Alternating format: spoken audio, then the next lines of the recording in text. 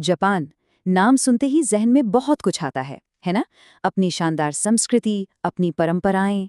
लेकिन क्या आप जानते हैं, इन्हीं गलियों में कुछ ऐसे राज भी दफन हैं जो आपकी रातों की नींद उड़ा सकते हैं।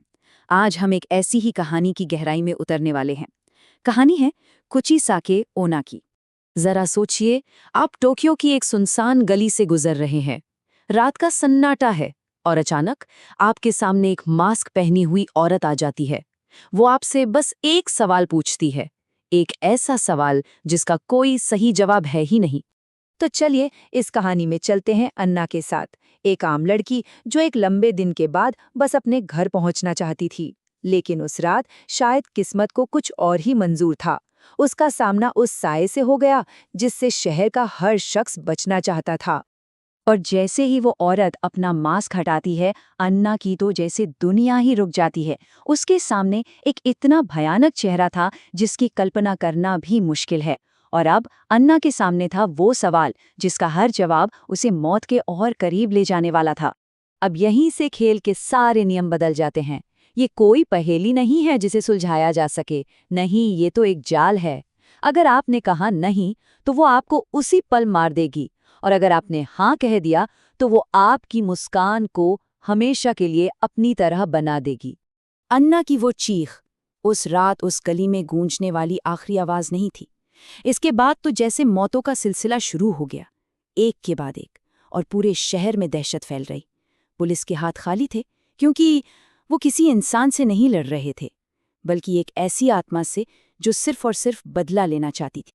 तो आखिर कौन है ये फटे मुंह वाली औरत? क्यों है उसकी आंखों में इतनी नफरत? हर कहानी के पीछे एक और कहानी छिपी होती है ना? तो चलिए जानते हैं इस बदला लेने वाली आत्मा की शुरुआत कैसे हुई।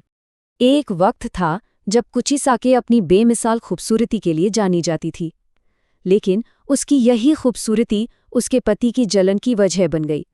उसे अपनी पत्नी पर शक होने लगा, और फिर एक दिन गुस्से और शक की आग में जलते हुए उसने एक कैंची से उसका मुंह कान से कान तक काट डाला।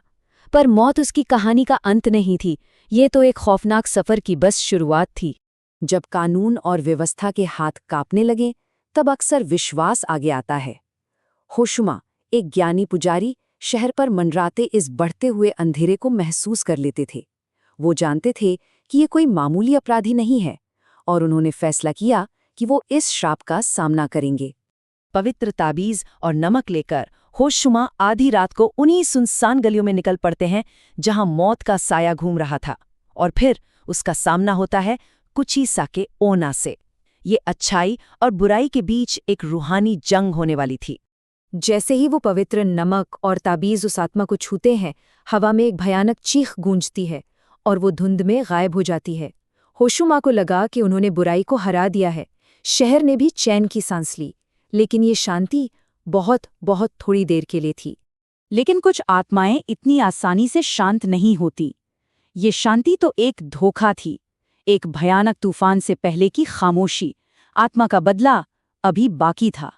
होशुमा की नींद एक भयानक सपने से टूटती है।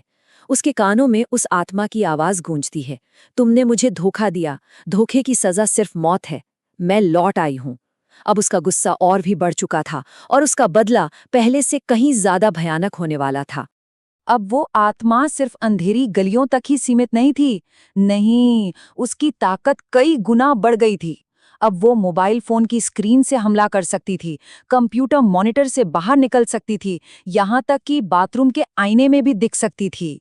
अब कोई भी जगह महफूज नहीं थी। और ये समझना बहुत जरूरी है, होशुमा की पहली कोशिश बेकार नहीं गई थी, बल्कि उसने तो आग में घी का काम किया था। उसने आत्मा को खत्म नहीं किया, उसे और भी ज्यादा ताकतवर और गुस्सैल बना दिया था। अब हत्याएं लोगों के घरों के अंदर, उनकी सबसे महफूज जगहों पर होने लगी थीं। होशुमा समझ जाते हैं कि ये लड़ाई उन्हीं को खत्म करनी होगी, पर इस बार उन्हें एक नई रणनीति की जरूरत थी। तो चलिए देखते हैं कि ये कहानी अपने आखिरी और सबसे भयानक मोड़ पर कैसे पहुंचती है। होशुमा उसी गली में वापस लौटते हैं जहां सब कुछ शुरू हुआ था, लेकिन इस बार उनके हाथ में नमक नहीं बल्कि एक पवित्र आईना था। वो जान चुके थे कि इस आत्मा को ताकत से नहीं बल्कि सच्चाई से ही हराया जा सकता है। इस बार होशुमा उस आत्मा के श्राप से नहीं लड़ते, वो सीधा उसके दर्द की जड़ पर वार करते हैं, उस झूठ का सामना करते हैं जिसने उसे एक बदला लेने वाली आत्मा बना दिया था। वो कहते हैं, तुम्हारे पति ने तुम्हें तुम्हारी खूबसूरती के लिए नहीं मारा, वो तुम्हारी नेक रूह से प्यार करता था, तुम्हारे चेहरे से नहीं।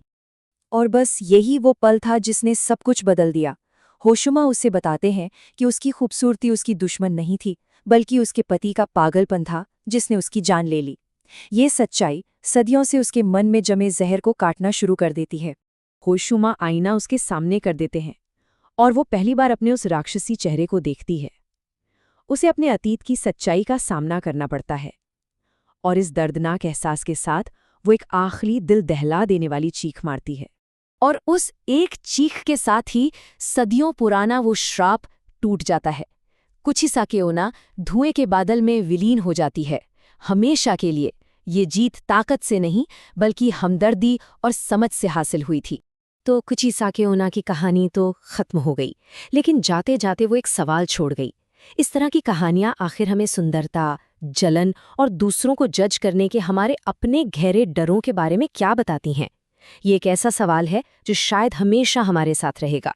ये याद दिलाता रहेगा कि सबसे बड़े राक्षस शायद हमारे अंदर ही छिपे होते हैं।